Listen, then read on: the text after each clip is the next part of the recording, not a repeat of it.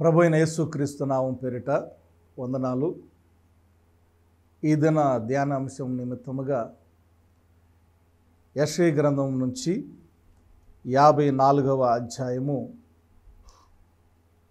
7వ వచనాన్ని చదువుకుందాం. పరిశుద్ధ లేఖన భాగంలో వ్రాయబడినటువంటి మాట, నిమిషము మాత్రము నేను నిన్ను విసర్జించితిని, గొప్ప వాత్సల్యముతో నిన్ను సమకూర్చెదను. లేఖనం సెలవిస్తున్నటువంటి మాట, నిమిషము మాత్రము నేను నిన్ను విసర్జించెదను, ఆ తరువాత గొప్ప వాత్సల్యముతో నిన్ను సమకూర్చెదను అనేటటువంటిది దేవుని యొక్క వాక్యము. చిన్న ప్రార్థన చేసుకుందాం. మహోన్నతుడును ప్రేమ కనికరము కలిగిన మా తండ్రి, ఇక ప్రత్యేక సమయంలో నీ వాక్యాన్ని ఆయన ధ్యానించుకొని ఉండగా, ఆ వాక్కులో నా తండ్రి మా కొరకు పొందుపరిచినటువంటి ఆ విషయాలు అర్థమగు రీతిలో మాతోను ముచ్చటించి మహిమను పొందమని, మా ఆత్మలను మరొక పర్యాయము నీ యొక్క వాక్కుల ద్వారా తెప్పరిల్లు చేయమని యేసయ్య పరిశుద్ధ నామం పేరిట స్తుతించి ప్రార్థన చేయుచున్నాము తండ్రి, ఆమేన్. దేవుని యొక్క వాక్య భాగములో మనం చదువుకున్నటువంటి మాట, నిమిషము మాత్రము నేను నిన్ను విసర్జించితిని, గొప్ప వాత్సల్యముతో నిన్ను సమకూర్చెదను. దేవుని యొక్క వాక్యము చాలా శ్రేష్టమైంది, మనందరికీ తెలిసినటువంటి మాట.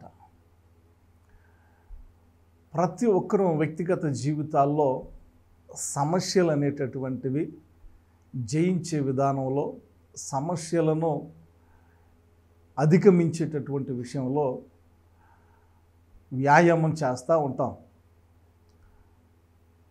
కొంతమంది కష్టపడుతూ ఉంటారు, కొంతమంది సునాయాసంగా దీనిలో నుంచి బయటికి రావాలని ఆలోచిస్తూ ఉంటారు. ఏది ఏమైనా సమస్య అనేటటువంటిది, పరీక్ష అనేటటువంటిది ప్రతి ఒక్కరికి, ప్రతి ఒక్క మానవుడు ఎదుర్కొనేటటువంటిది అని చెప్పడంలో సందేహం లేదు. సమస్య లేని వ్యక్తి లోకంలో ఎవరైనా ఉన్నారు అంటే ఎవరూ లేరు. సమస్యలు ఒక్కొక్కరికి ఒక్కొక్క రీతిగా ఉంటాయి. అందరికీ కామన్గా ఉండేటటువంటిది డబ్బు సమస్య ఉంటుంది, కొంతమందికి ఆహారం లేని సమస్య ఉంటుంది, మరికొంతమందికి బిజినెస్ ఇంకా పెంచుకునేటటువంటి విధానంలో వారికి ఉండేటటువంటి సమస్యలు, మరికొంతమందికి లగ్జరీగా జీవించేటటువంటి విధానంలో కొన్ని సమస్యలు ఎదురవుతూ ఉంటాయి.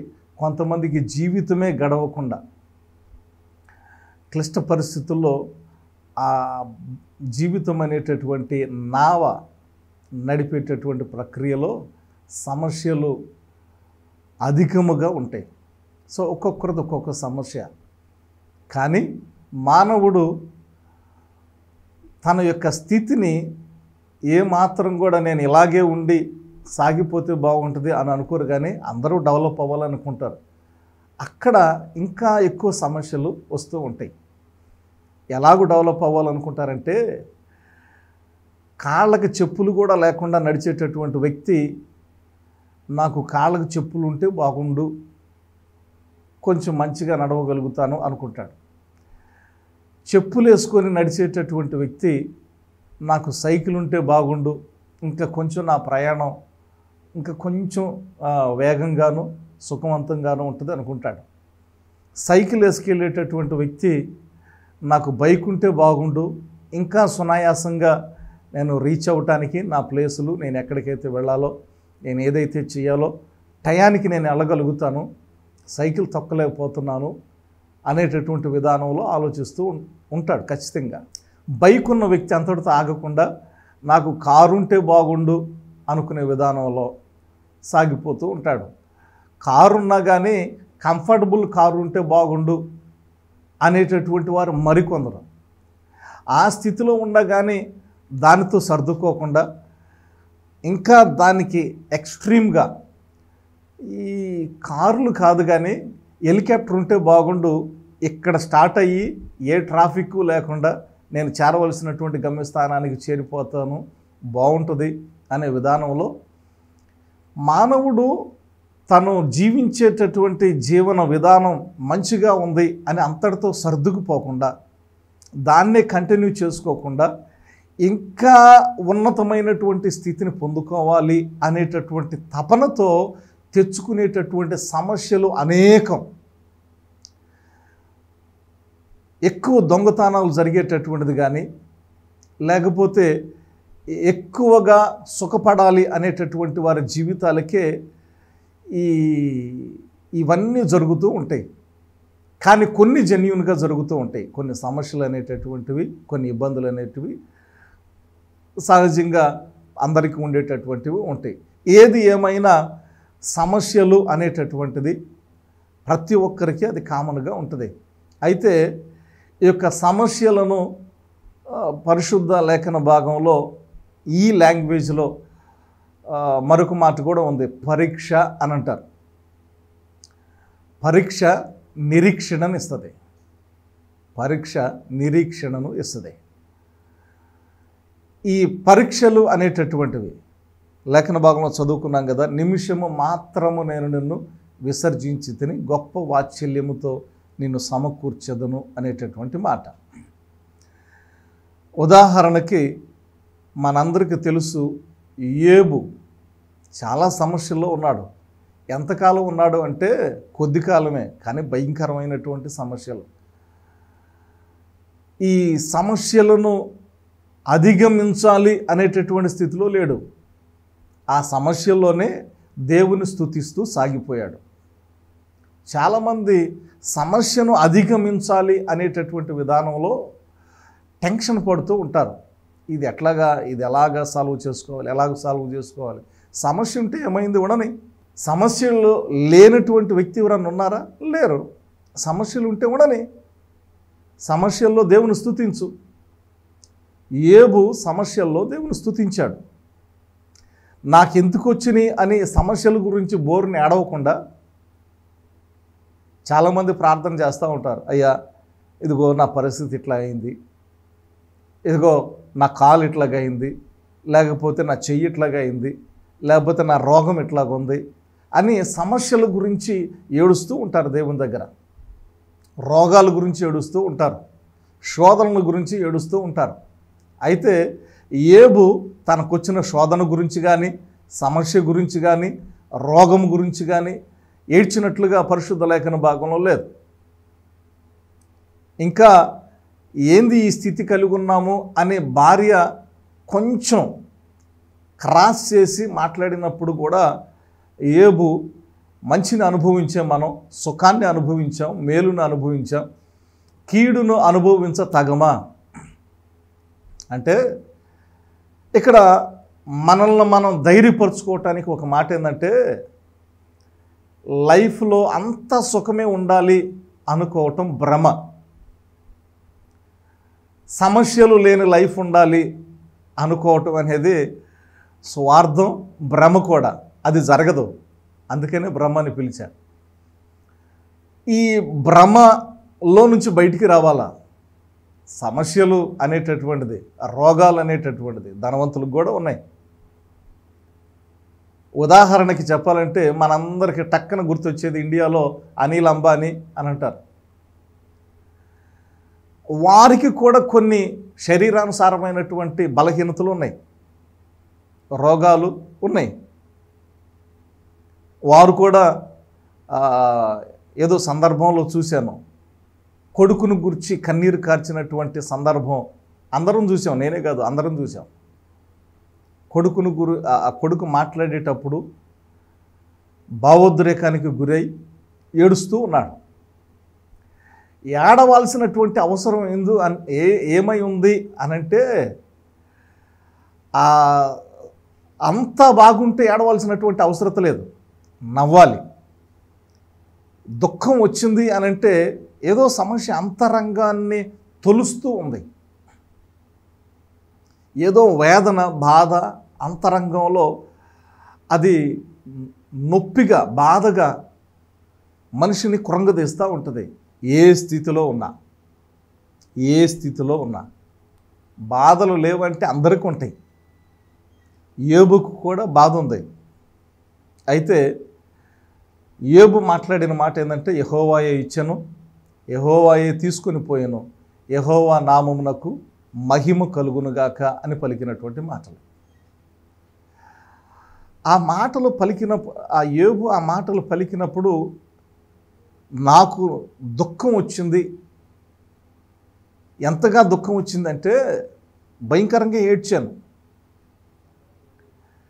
దేవుడు ఇచ్చినప్పుడే దేవుణ్ణి స్తుతిస్తూ ఉంటాం.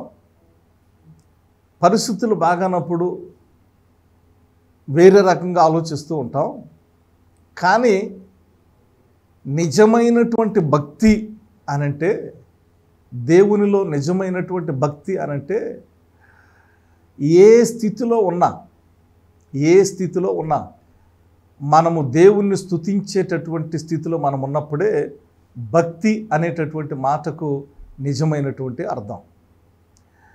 మేలుకరంగా ఉన్నప్పుడు సంతోషించి దేవా స్తోత్రం, హల్లెలూయా, ప్రైజ్ లార్డ్ అనుకుంటా, మేలులు లేనప్పుడు, శోధన ఉన్నప్పుడు, సమస్య ఉన్నప్పుడు, రోగం ఉన్నప్పుడు ఏం దేవుడులే అనేటటువంటి విధానంలో మనం పెదివి విరవటం అనేటటువంటిది సెల్ఫిష్, స్వార్థపరులు. ఏం పలుకుతున్నాడు? యెహోవా నామానికి మహిమ కలుగునుగాక. ప్రతి సందర్భంలో దేవుని నామానికి మహిమ కలుగునుగాక అనేటటువంటి వాతావరణం.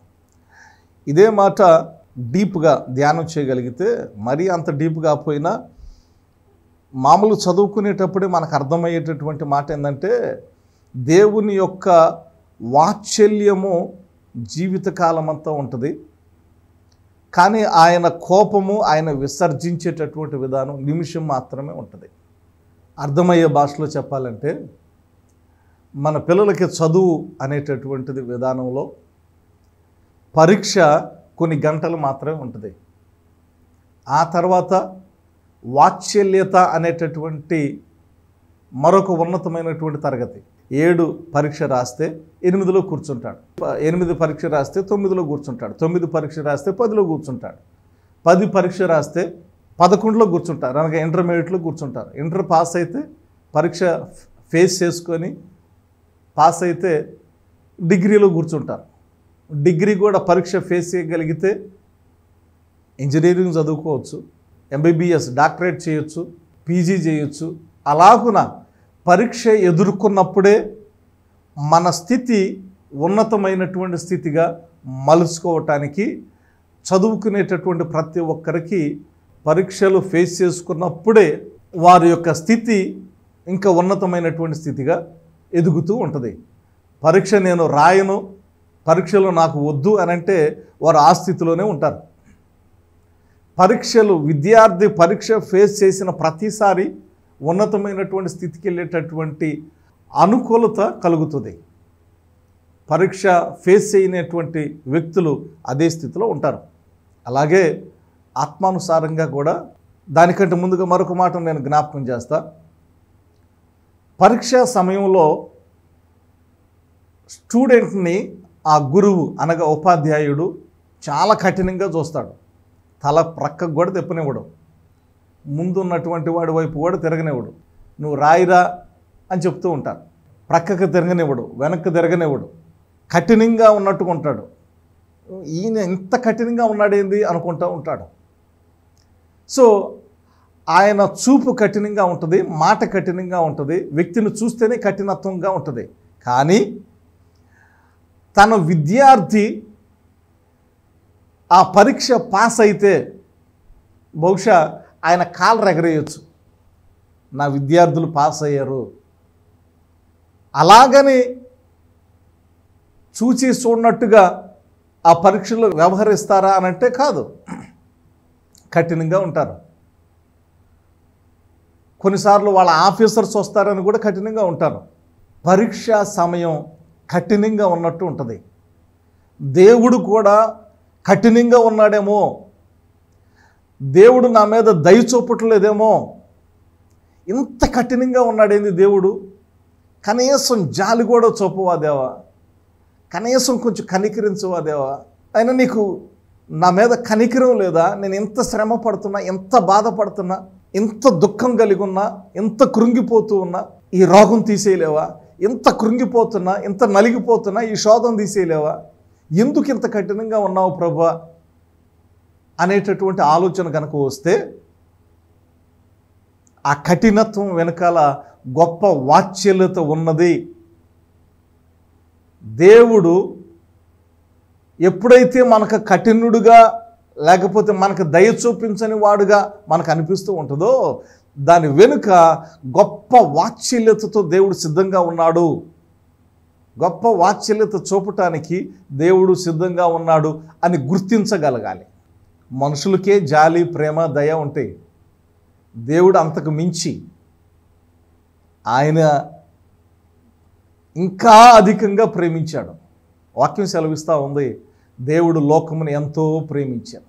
God has loved, he loved so much. Jesus, he loves so much. Jesus loves you so much. That's the reason he died on the cross for you and మీ.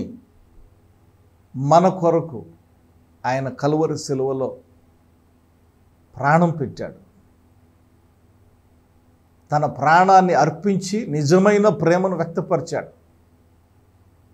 మనకు రావలసినటువంటి శిక్షను మన స్థానంలో మనకు మారుగా ఆయన మన శిక్షను అనుభవించాడు, మన మీద ఉన్నటువంటి ప్రేమను తెలపటానికి. లేఖనం సెలవిస్తూ ఉంది, ఒక నిమిషము మాత్రమే నేను నిన్ను విసర్జించింది. అంటే నీ సమస్య అది లాంగ్ టర్మ్ కాదు, జీవితకాలం ఉండదు. అది జీవితకాలం ఉండదు. జీవితకాలం సమస్య ఉండదు. జీవితకాలం శోధన ఉండదు. జీవితకాలం వ్యాధి ఉండదు. Hour God is a healer. మన దేవుడు స్వస్థపరచు దేవుడు. నమ్మితే చాలు. నమ్ముట నీ వలనైతే నమ్మువానికి సమస్తమును సాధ్యం. నమ్మిక మాత్రమే కలిగి ఉంటే చాలు. నమ్మితే ఆయన గాయములో ఉన్న స్వస్థత నీదే. నమ్మితే ఆయన గాయములో ఉన్న స్వస్థత నాదే. నాకు ప్రియమైనటువంటి మాట, ఆయన ఎంతైనా నమ్మదగిన దేవుడు.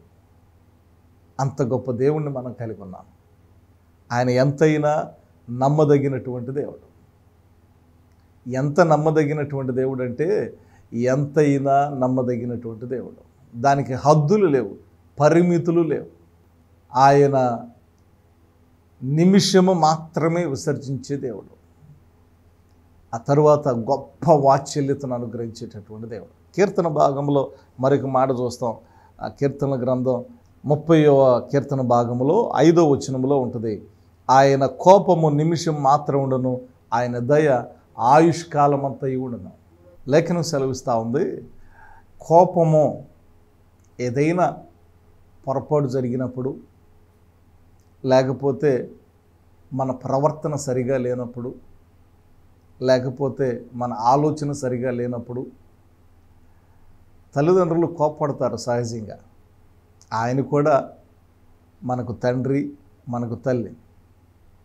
ఇంకా లేఖనం సెలవిస్తూ ఉంది, గర్భమున పుట్టినటువంటి చంటి బిడ్డను తల్లి మరచున, ఒకవేళ ఆమె అయినా మరచును కానీ నేను నిన్ను విడువను అనేటటువంటి మాట. పర్వతములు తొలగినను, మెట్టలు తత్తరిల్లినను నా కృప నిన్ను విడిచిపోదు. సో అంత ప్రేమ కలిగినటువంటి దేవుడు. కొన్నిసార్లు ఆయన కోపం మన మీదకు వచ్చినప్పుడు లేఖనం సెలవిస్తూ ఉంది, ఆ కోపము నిమిషము మాత్రమేనంట. నిమిషము మాత్రమే ఆయన కోపం, నిమిషము మాత్రమే. లేఖనం సెలవిస్తుంది, ఆయన దయ ఆయుష్కాలం అంతయు నిలిచాడు.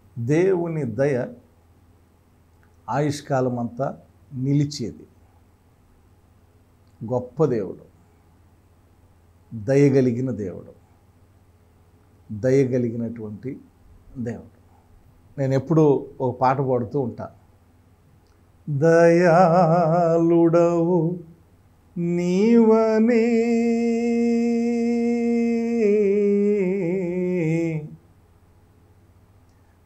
దయాళుడవు నీవనే దయాళుడవు నీవనే, దయాళుడవు నీవనే, దయాళుడవు నీవనే, దయాళుడవు నీవని. సో ఆయన దయను ఎంతగా మనం ధ్యానించినా, ఎంతగా చెప్పుకున్నా అది తక్కువ. మనం చెప్పుకునేది తక్కువ. అంత దయగలిగినటువంటి దేవుడు. ఆయన కోపం నిమిషం మాత్రమే ఉంటుంది, ఆయన దయ ఆయుష్కాలం అంతే. పరిశుద్ధ లేఖన భాగంలో యోబు గురించి జ్ఞాపకం చేసుకుంటూ ఉన్నాం. యోబు ఆయనకున్నటువంటి ఆ పరీక్షలో ఆ నిమిషం మాత్రం విసర్జించబడినటువంటి ఆ సందర్భంలో యోబు తనకు ఏదైతే పరీక్ష కలిగి ఉన్నాడో ఆ పరీక్ష గురించి తను కృంగిపోయినట్టుగా, బాధపడినట్లుగా, లేకపోతే మానసిక క్షోభకు గురైనట్లుగా మనం చూడలేదు. కానీ శరీరానుసారంగా చాలా బలహీనుడయ్యాడు. శరీరం అంతా కురుపులు వచ్చేసినాయి. తలలో కురుపులు, శరీరం మొత్తం అరికాల నుండి నడినెత్తి వరకు మొత్తం కురుపులు. గృహం లేదు. భార్య కూడా తన దగ్గర ఉండటానికి ఇష్టపడలా. దూషించి చచ్చిపో అనేసింది. తన స్థితి ఎట్లాగొచ్చిందంటే, పెంట కుప్పల్లో ప్రక్కన బూడిద పూర్వకాలంలో ఉండే బూడిదలో కూర్చొని ఆయన చెల్ల పెంగుతో గీక్కుంటూ ఉన్నటువంటి సందర్భాలు. పలకరించేటటువంటి వారు లేరు. అందరూ విచిత్రంగా చూసేవారు. అందరూ విచిత్రంగా చూస్తూ ఉన్నారు. చాలామంది డిస్టర్బ్ అయ్యేది ఎక్కడంటే, ఈ వచ్చిన సమస్య కంటే కూడా విచిత్రంగా చూస్తూ ఉంటారు జనాల్ని. వీడికి ఇట్టగయింది, ఈమెకి ఇట్టగయింది. ఆ చూపు దాన్ని నేను వర్ణించలేనులే.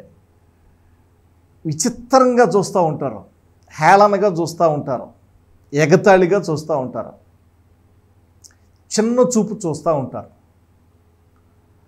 సో యోబును కూడా అలాగా చాలామంది చూసి ఉండవచ్చు. పలకరీయటానికి దగ్గరకు రాలేదు ఎవరు. ఆయన స్థితి అట్లాగ అయిపోయింది. చాలామంది అనుకున్నారు ఏదో చేసి ఉంటాడు, ఏదో పాపం చేసి ఉంటాడు, ఇక యోబు చాప్టర్ అయిపోయింది అనుకున్నారు. Yes, it's finish. The life is finish. The life of Job it's finish. చాలాసార్లు అనిపిస్తుంది కదా, అయిపోయింది జీవితం అని. అయిపోయింది జీవితం అనిపిస్తూ ఉంటుంది. అయిపోయింది, లేదు ఇకనా, ఎట్లా బ్రతకాలి, ఎట్లా చేయాలి, ఏం చేయాలి అనిపిస్తూ ఉంటుంది. బ్రతకటం మనకు ఓపుకుంటే మనం బ్రతకతాము అనేది అది కాదు. దేవుని కృప ఉంటే, దేవుని కనికరం ఉంటే, దేవుని వాత్సల్యత ఉంటే ఎక్కడున్నా బ్రతుకుతాం, ఏ స్థితిలో ఉన్నా బ్రతుకుతాం. యోబును చూస్తూ ఉన్నారు. యోబు చేస్తున్నటువంటి పని ఏంటంటే దేవుని స్తుతిస్తూ ఉన్నాడు ఏ స్థితిలో ఉన్నా. అందుకనే ఆయన ఏ స్థితికైనా చాలిన దేవుడు.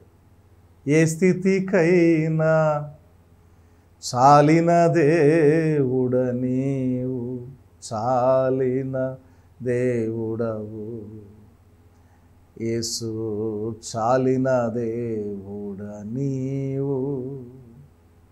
సో దేవుడు యోబును చూస్తూ ఉన్నాడు. యోబు పరీక్ష సమయంలో, అనగా శోధన సమయంలో, అనగా సమస్యల సమయంలో, అనగా వ్యాధి సమయంలో, అనగా బాధల సమయంలో దేవుని స్తుతిస్తూనే ఉన్నాడు. దేవుని స్తుతిస్తూనే ఉన్నాడు.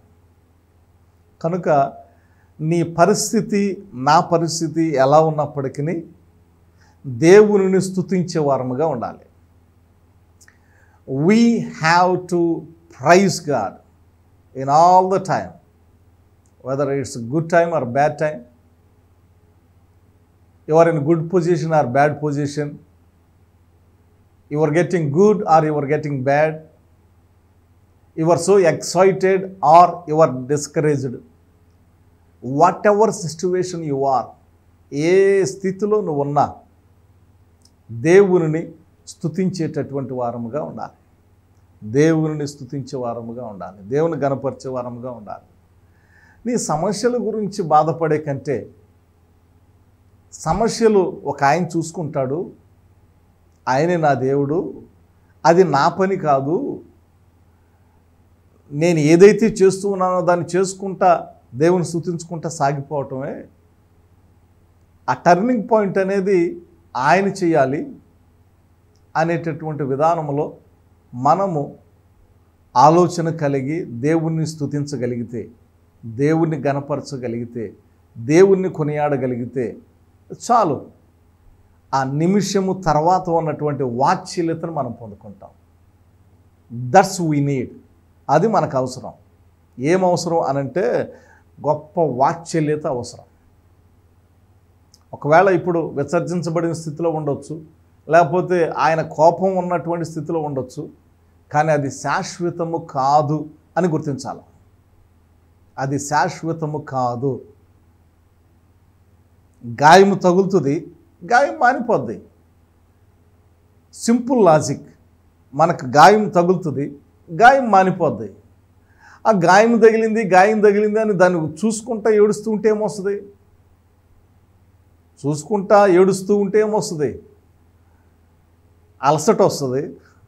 ఇంకా ఏడుచుకుంటా కూర్చుంటే తలకాయ నొప్పి వస్తుంది. అంతే కదా. ఎక్కువ టైము ఏడ్చితే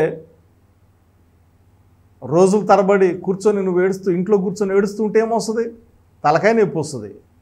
తలకాయ నొప్పి ద్వారా ఇంకా నరాలు బలహీనత వస్తుంది, వీక్ అయిపోతావు. అరే మొన్నటిదాకా మంచిగానే ఉన్నాడు, ఇప్పుడేంది ఎట్లాగా అయిపోయాడంటే అమాయకత్వం.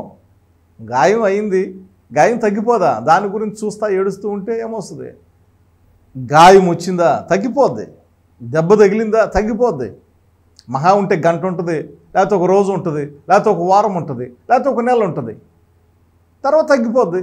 మహా అయితే సంవత్సరం ఉంటుంది, వచ్చే సంవత్సరం మరలా గాయం మానిపోద్ది. గాయం ఎల్లప్పుడూ ఉండదు. అది కొంతమంది కావాలని దాన్ని చూసుకుంటా తలుసుకొని ఏడుస్తారు. అలాంటి వాళ్ళకి ఏం చెప్పలేం. అలాంటి వారికి ఏమీ చెప్పలేం. మూర్ఖులు. కొంతమంది చదువుకున్న మూర్ఖులు ఉంటారు, కొంతమంది తెలిసినా కానీ మూర్ఖత్వంతో ఉంటారు. తెలియనోడికైతే చెప్పొచ్చు, మూర్ఖులకు చెప్పలేం. మూర్ఖత్వం నుంచి బయటికి రా. నీ స్థితి ఇది కాదు. ముందు గొప్ప వాత్సల్యం ఉంది నీకు. దేవుని యొక్క వాత్సల్యత నీ మీదకి వస్తుంది. దేవుని వాత్సల్యత నీ మీదకి రాబోతుంది. You are not going to be like this. నువ్వు ఇలాగ ఉండవు. నీ స్థితి మారుతుంది, నీ స్థితిగతులు మారుతాయి, నీ పరిస్థితులు మారుతాయి. నీకున్నటువంటి ప్రతి స్థితి మారిపోతుంది. ఎందుకంటే మార్పును కలుగు చేసేటటువంటి దేవుని నేను ఆరాధిస్తూ ఉన్నా. మార్పును కలుగు చేసే దేవుడు. ఏ స్థితిలో ఉన్న వారికైనా మార్పును కలుగు చేసేటటువంటి దేవుడు. అందుకనే ఆయనకి ఒక శ్రేష్టమైన పేరు ఉంది, creator. He is a creator. ఆయన సృష్టికర్త. ఆయన ఏదైనా చేయగలడు, ఏదైనా సృష్టించగలడు. సృష్టికర్త. సృష్టిని చూసి మనం భయపడాల్సిన అవసరంలా, సృష్టిని చూసి ఆందోళన చెందాల్సిన అవసరంలా, సృష్టిలో నీకేదో జరుగుతుందని నువ్వు ఆందోళన కలత చెందాల్సిన అవసరంలా. సృష్టికర్త ఉన్నాడు నీకు నాకు. ఆయన్ని తలుసుకుందాం. భూమి ఆకాశాలు సృజించినటువంటి దేవుడు మనకున్నాడు. ఆయన యేసయ్య. ఒక్కసారి జ్ఞాపకం చేసుకో. అయ్యా నీకు స్తోత్రం అయ్యా అని చెప్పు. ఆయన గణపరచడం ప్రారంభించు, ఆయన కొనియాడటం ప్రారంభించు, దేవుని స్తుతించు. జయం మనదే, జయము మనదే. ఎందుకంటే ఆయనకు మరొక పేరుంది, ఆయన జయశీలుడు. అపజయము ఎరుగనటువంటి దేవుడు. ఆయన జయశీలుడు. కనుక ప్రతి స్థితిలో మనకి జయం అనుగ్రహించగలిగినటువంటి సామర్థ్యత కలిగి ఉన్న దేవుడు.